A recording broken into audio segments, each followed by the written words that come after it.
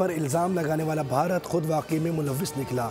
Sydney हमले के मुल्ज़मान का ताल्लुक भारत से है। नवीद अकरम के दोस्त ने तस्दीक कर दी। बताया कि नवीद के वालिद का ताल्लुक भारत और वालदा का इटली से है।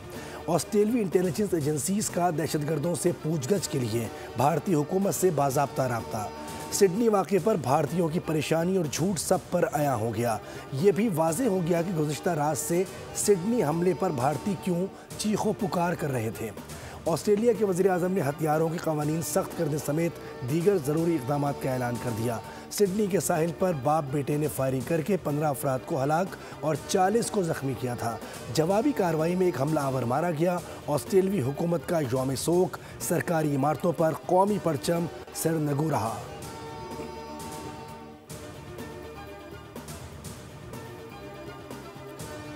वज़ीर आज़म की बिजली की तरसील कार और पैदावारी कंपनियों की निजकारी का अमल तेज़ करने की हिदायत। कहा कि डेस्कोस और जेनकोस की निजकारी से बिजली की मुसाबकती मार्केट बनेगी। वज़ीर आज़म की ज़ेर सदारत बिजली के शोबे में इस्लाहात का जायज़ा इजलास हुआ।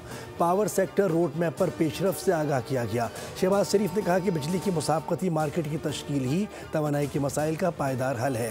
निज़ाम को जदीद दौर से हम आहंग करने के लिए बैटरी एनर्जी स्टोरेज सिस्टम ज़रूरी है।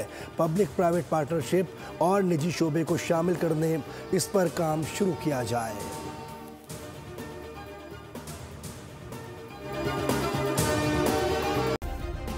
सब्सक्राइब करें और बेल दबाएं ताकि कोई खबर रह न जाए।